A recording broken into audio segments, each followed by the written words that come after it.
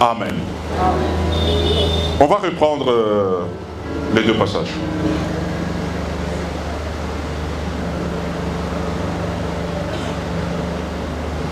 Psaume chapitre 65, le verset 3, qui sera suivi de 1 Thessaloniciens chapitre 5, verset 17.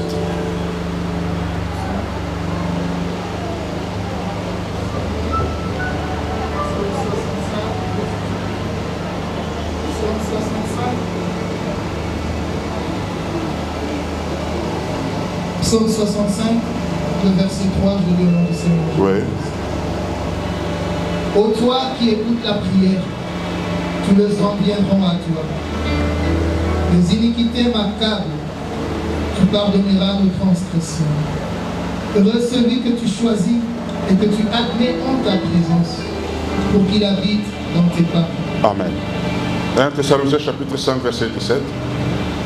Priez sans cesse. Priez sans cesse. Merci, que Dieu vous bénisse. J'ai déjà perdu presque 10 minutes. Je voudrais que par la grâce de Dieu, je puisse être vraiment bref. Notre sujet de ce matin, c'est être redynamisé. Être redynamisé.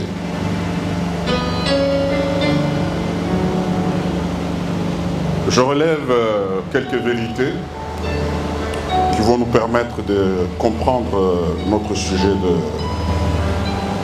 de ce matin. La première vérité, c'est qu'il est possible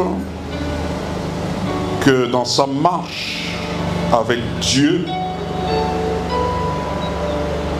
on puisse baisser des rythmes et qu'on puisse aussi régresser dans la vie de prière.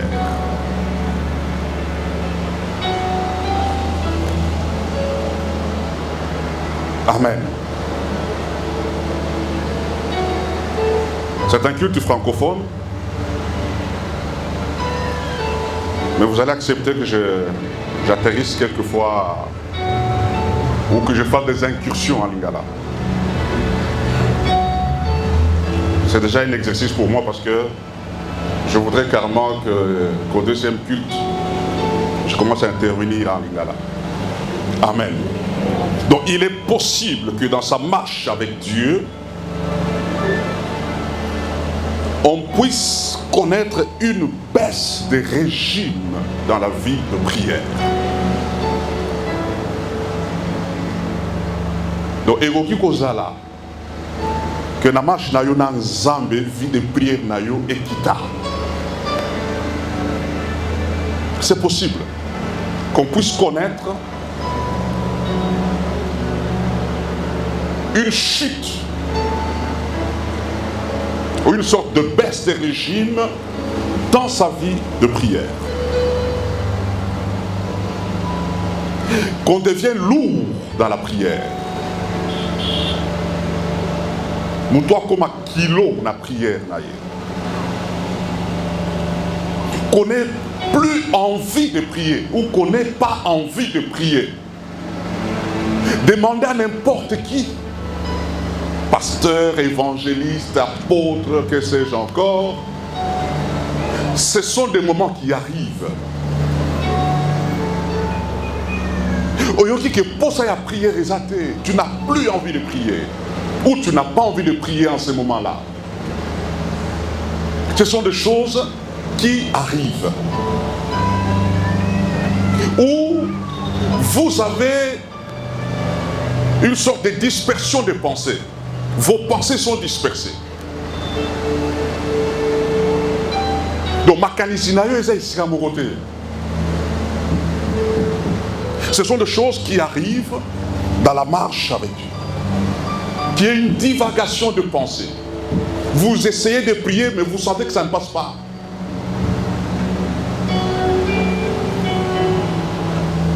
Ou ce sont des pensées inutiles qui inondent vos pensées. Même quand tu pries, tu sens que la gloire n'est pas là.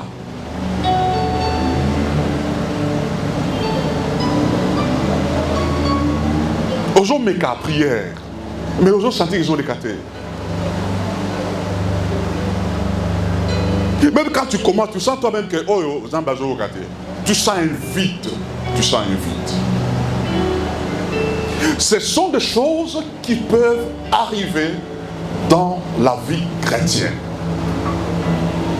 Amen. Alors, deuxième pensée, notre deuxième pensée, c'est qu'il est très dangereux de perdre sa vie de prière. C'est dangereux de perdre sa vie de prière. Premièrement, j'ai dit que ça peut arriver qu'il y ait baisse de régime. Ça peut arriver qu'un chrétien perde sa vie de prière. Ce sont des choses qui arrivent. Et il y a certains paramètres à la base de cela, on pourra peut-être le voir, où vous n'avez plus les mêmes aptitudes de prière. Il fut un moment où vous étiez un homme de prière, vous étiez une femme de prière. Mais vous sentez que les mêmes aptitudes, vous ne les avez plus. Vous pouviez faire 7 jours de retraite. Mais depuis, plus rien. Vous pouviez faire même 1 heure de prière. Même silencieusement, aux autres prier pendant 1 heure aussi ici. 5 minutes, tu n'arrives plus. Tu te sens lourd. C'est très dangereux, j'ai dit, j'insiste. Ezali likama soki muto abungisi vie de prière na ye. Généralement, quand on perd sa vie de prière, il y a toujours une attaque à la base. Donc, si vous avez une vie de prière, c'est que l'attaque il y a une attaque à la base. Généralement, ce n'est pas fortuit, non. Ce n'est pas par hasard, non. Il y a toujours des implications spirituelles quelque part.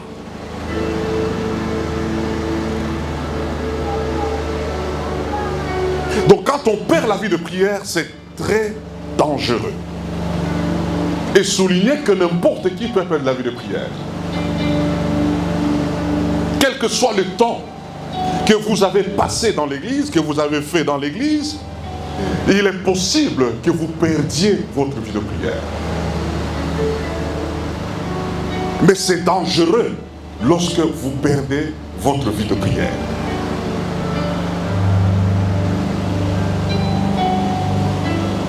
Et sachez que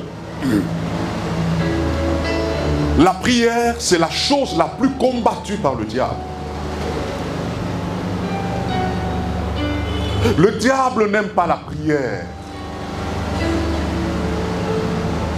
Donc ceux qui ont dit que le diable a l'ingakate, au diable a bundisaka, butuna moi, les alliés le sang. Il ne supporte pas la prière. C'est pour ça que sa stratégie première consiste à attaquer la vie de prière. Vous sentez qu'il y a un vide en vous. Il y a une lourdeur en vous. Vous n'avez plus la passion que vous aviez. Vous n'avez plus le même élan. Parce que votre vie de prière a été attaquée.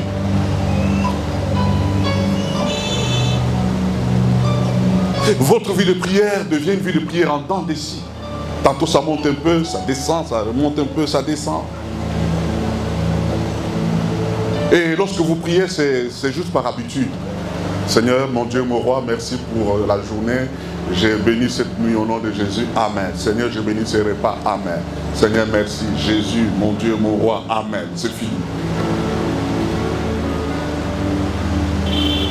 C'est dangereux. Parfois, on est conscient. Parce que quand quelqu'un n'a pas la vie de prière, il est conscient. On est conscient. Mais on n'arrive plus à remonter. On est conscient, mais on n'arrive plus à garder les mêmes niveaux. ou à garder les niveaux qu'on avait. Mais on est conscient que ma vie de prière a chuté.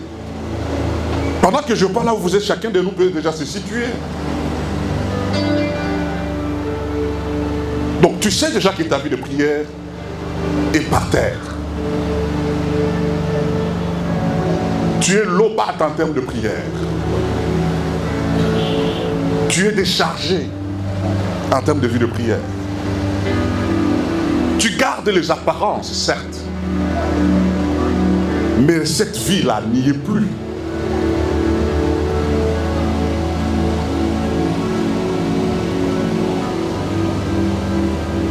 Tu n'arrives pas à redémarrer. Tu as la volonté, mais tu n'arrives pas à redécoller.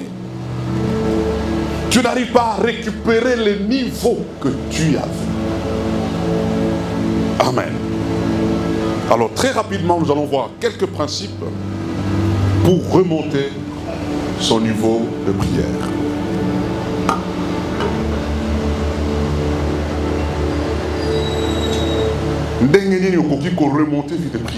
Comment tu peux remonter ta vie de prière?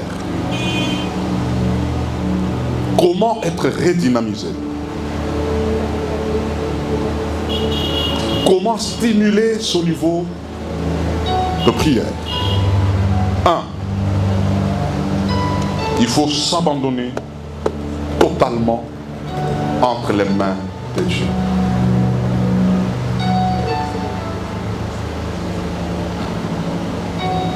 Comptez sur lui, sur Dieu.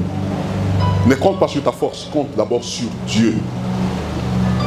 Parce que ta force n'a pas pu te redonner le niveau que tu avais. Ta force n'a pas pu te remonter. Malgré que tu as la volonté, mais tu n'arrives pas. Donc il faut compter sur Dieu. Il faut retaler l'ensemble. Et le Waliboso, s'abandonner entre les mains de Dieu. Quand vous lisez Ésaïe chapitre 40, verset 34, 35, la Bible dit que ceux qui se confient en l'Éternel renouvellent leur force. Il y a une version qui dit ceux qui s'abandonnent entre les mains de l'Éternel, ils renouvellent leur force. Donc le renouvellement de la force, c'est quand on s'abandonne entre les mains de Dieu, quand on se laisse tomber entre les mains de Dieu. Quand on compte sur Dieu. Ne compte pas sur ta force, bien aimé. Quand tu sens que ta vie de prière est par terre, compte sur Dieu. Et dis-lui, Seigneur, je compte sur toi. Abandonne-toi entre les mains de Dieu. Ne compte pas sur ta vigueur humaine, sur ta force humaine, sur ta force physique. Non. Mais compte sur Dieu. Et ta force sera renouvelée. Ça, c'est la première chose. Je vais vite pour terminer. Deuxième principe. Il faut trouver d'où vient la fuite.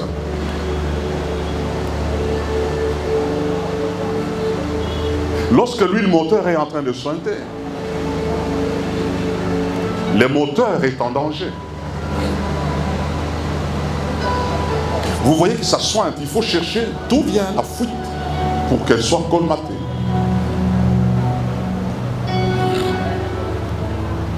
Qu'est-ce qui a fait que ta vie de prière baisse? Les chrétiens n'ont pas le temps de s'asseoir et de réfléchir là-dessus. J'ai toujours dit que pour aller loin avec Dieu, il faut des fois s'arrêter et faire une auto-évaluation. Il faut toujours s'auto-évaluer. Quelle est la santé de ma vie spirituelle?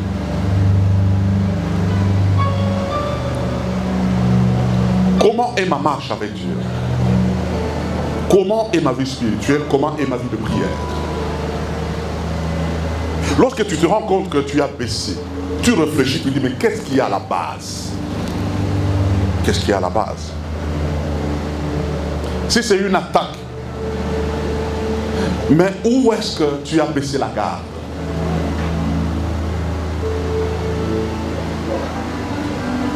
Où est-ce que tu as laissé la porte d'entrée?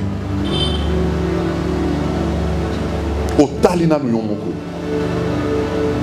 Attaque au Yezunga et côté Liwa. Comment vit depuis Nanga Ekiti? Porte na fungola qui wapi. Tu réfléchis, tu médites sur ça.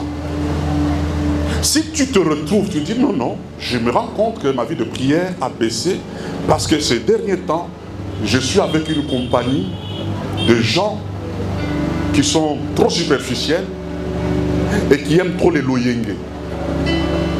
Tu dis non, ça doit être ça. Je vais me retirer un peu de ce groupe pour chercher Dieu. Parce qu'il y a des gens qui sont dans un environnement qui ne leur permet pas d'exceller, qui ne leur permet pas d'évoluer avec Dieu. Donc quand vous êtes dans cet environnement-là, parler des expériences spirituelles, c'est impossible. J'ai toujours partagé avec vous comment moi j'ai parlé en langue pour la première fois. C'était l'environnement. Les amis avec qui j'étais, les frères et sœurs, on réfléchissait, on échangeait. Chacun de nous donnait son expérience, comment il a reçu le baptême du Saint-Esprit, comment il a parlé en langue. Alors, moi, je me rappelle, je n'avais pas encore parlé en langue. Et ça m'avait inquiété. J'ai dit, comment moi je ne peux pas être baptisé? Comment je ne peux pas parler en langue? Ça a créé à moi une soif terrible. Et ce soir-là, je me rappelle, quand j'ai commencé à prier, c'était autour de 22 h, j'ai commencé seulement à remercier Dieu. Je ne maîtrisais plus ma bouche, je ne maîtrisais plus ma langue. Ma mâchoire était en feu. J'ai même eu peur. J'ai commencé à crier, je parlais en langue. Donc je n'avais même pas demandé à Dieu. Mais la soif seulement que j'avais là avait déclenché des choses. Et tout est parti de l'environnement. Donc il faut toujours faire un examen et regarder pourquoi ma vie de prière a chuté, pourquoi ma vie de prière a baissé. La fuite vient.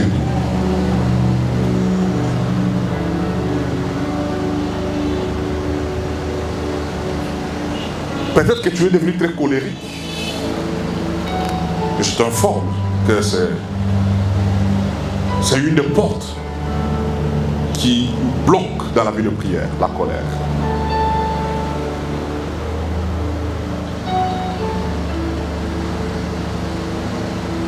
Essaie un peu de réfléchir. Je me rappelle une fois un frère était venu me voir pour demander la prière. Il dit, je me rends compte que ces derniers temps, je commence à parler trop contre les gens. Je parle beaucoup des gens, je critique trop les gens. Je l'ai admiré, je le regardais, j'ai dit, ça c'est un chrétien. Donc il se rend compte de lui-même qu'il commence à parler trop des gens.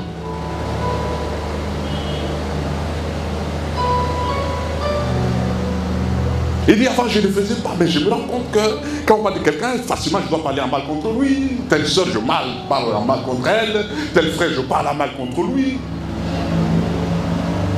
Et c'est après que moi-même je me rends compte que j'ai mal fait. J'ai dit ça, c'est déjà un pas pour aller loin avec Dieu. Donc il se rend compte qu'il y a une fuite quelque part.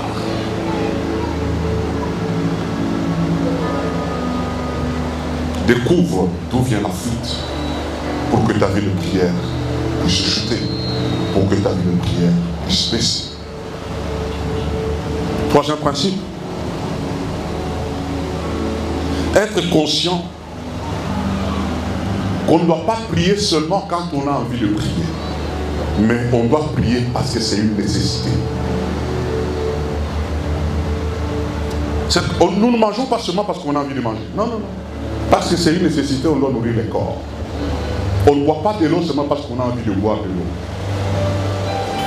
Si tu as fait 2 jours sans boire de l'eau, tu n'as pas vraiment envie de boire de l'eau. Le troisième, tu n'as pas envie de boire de l'eau. Quatrième jour, tu n'as pas envie de boire de l'eau. Toi-même, tu vas te dire, ah, c'est dangereux. J'ai risque d'être déshydraté, il faut que je prenne de l'eau. Donc tu prends cette eau-là, pas parce que tu en as envie, mais parce que c'est nécessaire. Il en est de même de la vie de prière. Il y a des gens qui pensent que pour prier, il faut avoir envie de prier. Non, que tu aies envie de prier, que tu n'aies pas envie de prier, tu dois prier. Parce que c'est nécessaire. Parce que c'est la respiration d'un chrétien. C'est la vie d'un enfant de Dieu. C'est ainsi que vous verrez des gens, même quand il n'a pas envie de prier, il dit non, je dois prier. Il force quelque part. Alors lorsqu'on compte sur Dieu, on y met sa volonté forte, les choses se décantent. Parce que Dieu agit aussi sur base de ta volonté forte de repartir, de redémarrer, de redynamiser ta vie de prière. Il faut y mettre de la volonté. Pour prier, il faut y mettre de la volonté, j'insiste. Et c'est là qu'intervient la vie des disciplines dans la marche d'un enfant de Dieu.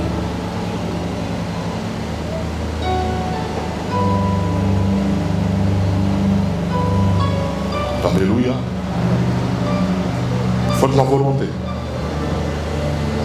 Même quand on est très chargé, pour prier, il faut de la volonté. Parce qu'il y a des gens qui trouvent de justification. Oh non, bon, je suis très pris. C'est pour ça qu'il m'a fait une prière appréciée.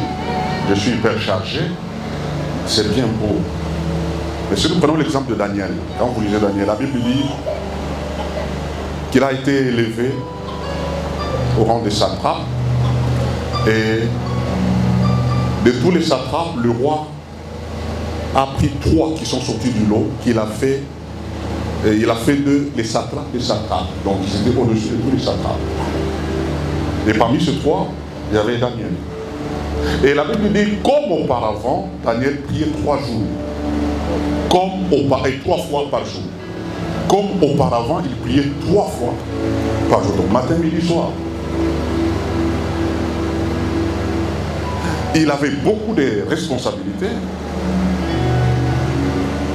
Donc une grande quantité de responsabilités, mais aussi une grande quantité de vie de prière. Donc il était conscient que ça c'est une nécessité. Vous devez être conscient que la prière est une nécessité.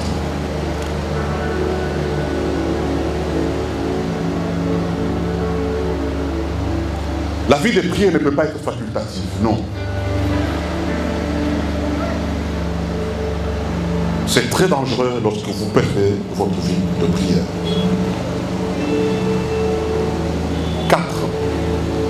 4e principe, pour remonter, il faut recourir à la lecture et à la méditation de la parole de Dieu. Recourir à la lecture et à la méditation de la parole de Dieu. Parce que la foi vient de la parole. Vous savez que certaines personnes perdent la vie de prière parce que la foi a baissé.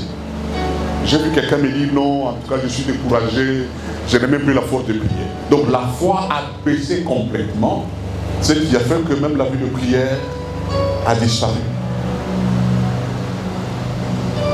Parce que la foi s'exprime aussi par la prière.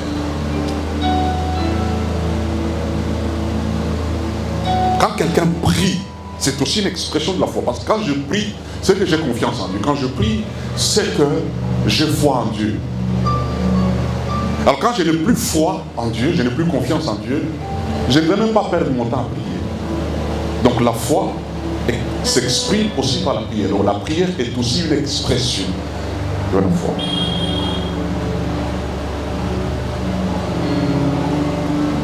Donc la prière est en quelque sorte le principal exercice de la foi. Le principal exercice de la foi, c'est la prière. C'est pourquoi l'on dit généralement aux chrétiens qu'il faut prier la Bible. Quand vous lisez la parole de Dieu, ça doit aboutir par la prière. Quand vous lisez la parole de Dieu, vous méditez, ça stimule en vous la vie de prière. Mais lorsque vous avez déclassé votre Bible, vous avez déclassé la lecture et la méditation de la parole, t'en fais pas, ça aura un impact significatif sur votre vie. Lisez, méditez la parole de Dieu. Amen. Dans la Bible, et au Matissa, vie de prière, et au Lamoussa, vie de prière. Cinquième principe. Il faut apprendre à rendre grâce à Dieu en toutes circonstances. Cela va maintenir ou ça peut aussi redynamiser votre vie de prière. 1 Thessaloniciens chapitre 5 verset 18. La Bible dit: rendez grâce en toutes choses, car c'est à votre égard la volonté de Dieu. Les gens qui ne savent pas rendre grâce à Dieu, ce sont des gens qui perdent facilement la foi. Ce sont des gens qui se découragent facilement. Ceux qui n'ont pas un problème.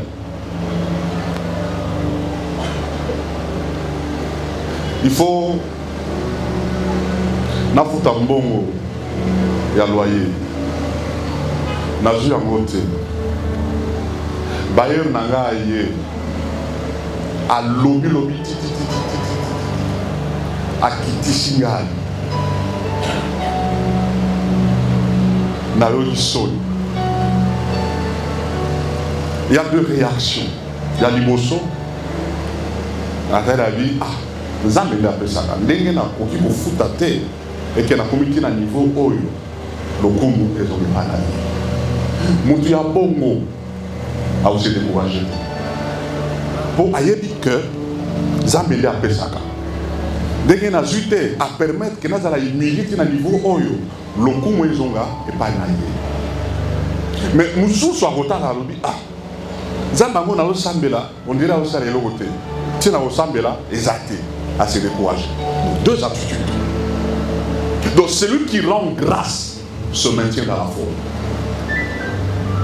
C'est pourquoi la Bible dit: rendez grâce en toutes choses. Rendez grâce en toutes circonstances, car cela est la volonté de Dieu pour vous.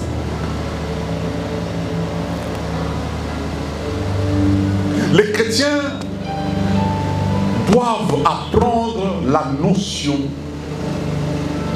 de rendre grâce à Dieu en toutes choses. J'étais sur une affaire, je suis sûr que au Pesa Nasuka pas dans une bonne côté. C'est que le lobby kaka a fait aussi va signer aux jambons. Lobby est commis aux une bonne côté. Mets-toi à genoux, dis Seigneur merci. Cette attitude-là va vous maintenir dans la foi. C'est une attitude qui sera comme un bouclier contre certaines attaques de l'ennemi. Parce que le diable, ce qu'il vit, c'est votre foi. Il veut vous décourager. Il veut vous bourrer d'inquiétudes, de soucis. Mais les gens qui savent rendre grâce à Dieu en toutes choses, ils expulsent les soucis de leur cœur. Ils chassent les soucis, ils chassent les inquiétudes. Kokumisa Nzambe na oyo nyonso izokomela. Et ça, tu peux permettre de maintenir kondima na yo.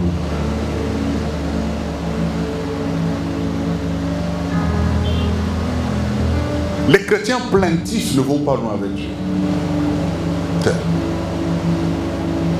Oji problème d'Ibala, Oyimi, Oji problème Koto, Oyimi, Oji problème Koto, Oyimi. Il te sera difficile lorsque tu es plaintif d'aller loin avec Dieu. J'entends quelqu'un qui dit Amen. Rendez grâce en toutes choses. 6e principe, c'est demander à Dieu de vous restaurer.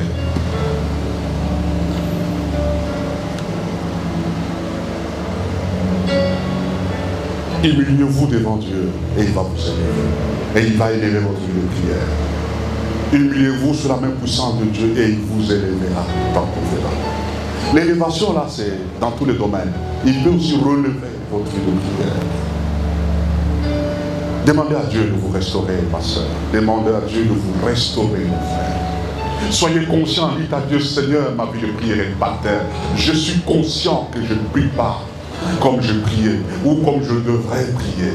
Remonte ma vie de prière, Seigneur. Soutiens ma vie de prière. Restaure ma vie de prière. Soyez-en conscients, bien-aimés. N'est-ce pas, vous êtes vide quand vous priez, vous sentez qu'il n'y a rien.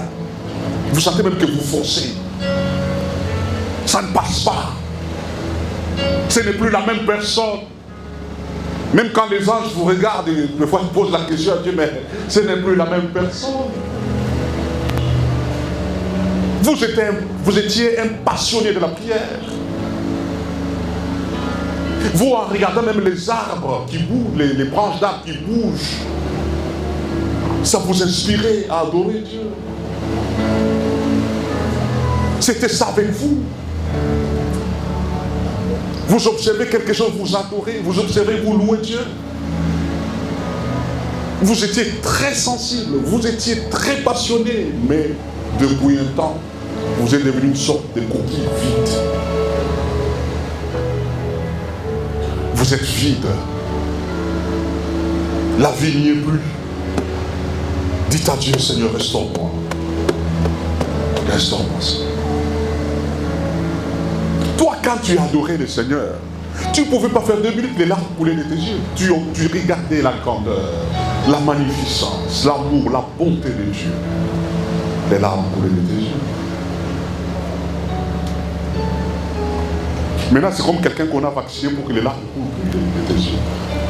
Je ne dis pas qu'il faut nécessairement que les larmes coulent, mais c'est une expression. Quand les larmes coulent dans l'adoration, c'est une expression de l'amour de Dieu. C'est une reconnaissance de la bonté, de la grandeur de Dieu. Demande à Dieu de te restaurer. J'entends quelqu'un qui dit Amen. Sois sincère, humilie-toi devant Dieu. Dis-lui, Seigneur, restaure.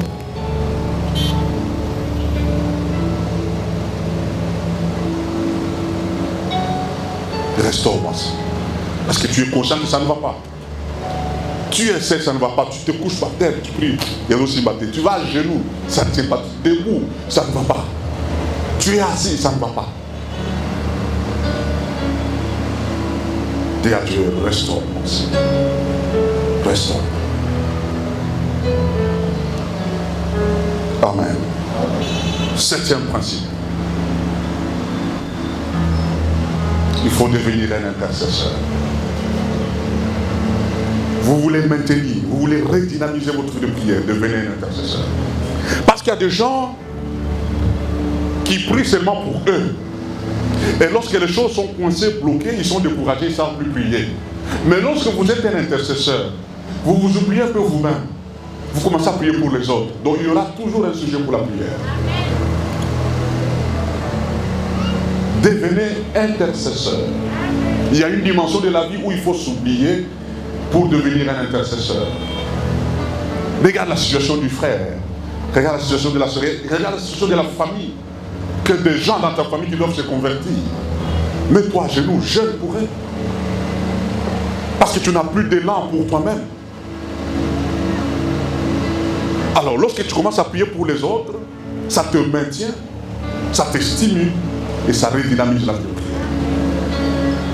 Deviens un intercesseur. Il y a beaucoup de choses à dire là-bas, mais on doit terminer. 8.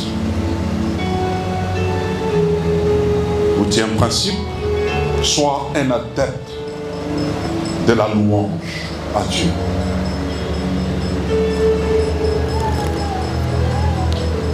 Écoutez, il y a des moments où vous n'avez plus rien à dire. Donc, au Sambeli, au Tassunelo, au Ipsan-Lambete, Nzambe na yebi shumaka mnyonso na zana olembi. Kokanga mabote, banda kokumisa Nzambe. Sois un adepte de la louange à Dieu. Où il y a des choses qui t'arrivent, tu n'arrives pas à les maîtriser, tu n'arrives pas à les cerner. Ça échappe à ton contrôle. Tu as prié, Seigneur, qu'est-ce qui se passe, Seigneur, interviens.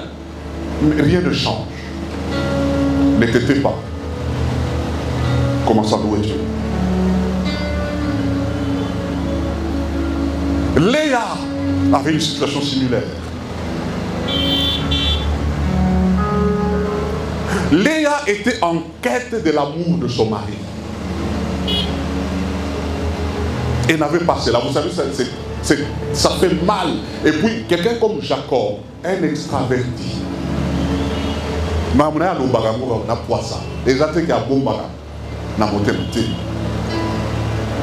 D'ailleurs, il y a des gens qui ont moi je n'ai pas de non, ça c'est Jacob. Et ça fait mal à une femme.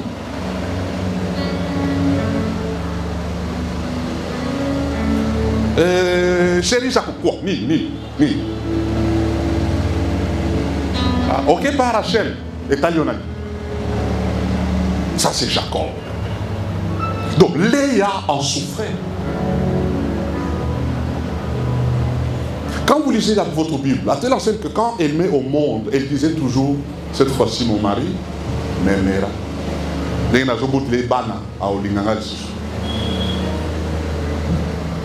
C'était une erreur.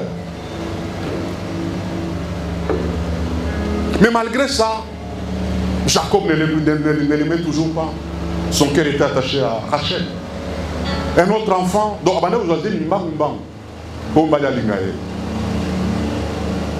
et cette fois-ci, mon mari m'aimera. Toujours rien. Finalement, quand elle a eu la grossesse de Judas, elle dit à Boti, elle ne dit pas, elle ne donne pas un nom qui a un lien avec l'amour. Non. Elle dit, cette fois-ci, je louerai l'Éternel. Donc, on a posé Jacob a tasuya l'obile à Zolobawana est allié. Et c'est ça qui a tout déclenché dans la vie de Léa. Arrivé à cette dimension-là, sinon vous allez vous décourager. Louez Dieu, louez Dieu, louez Dieu. Les choses sont bloquées, vous ne comprenez pas ce qui arrive. Louez Dieu, élevez des louanges au Seigneur. Élevez des louanges à Dieu. Ne vous taisez pas, ne croisez pas les bras. Élevez des louanges à Dieu. Et vous allez voir qu'après la naissance de Judas, les temps qui ont suivi, Dieu a récupéré Rachel. Vous connaissez dans quelles circonstances? Et Léa s'est retrouvée seule sur le terrain. C'est vrai qu'il y avait des servantes, mais la femme, elle est restée seule. Et elle a récupéré. Dieu lui a fait grâce et Dieu l'a justifié. La louange vous maintient et vous relève. Amen. Que Dieu bénisse. Satan.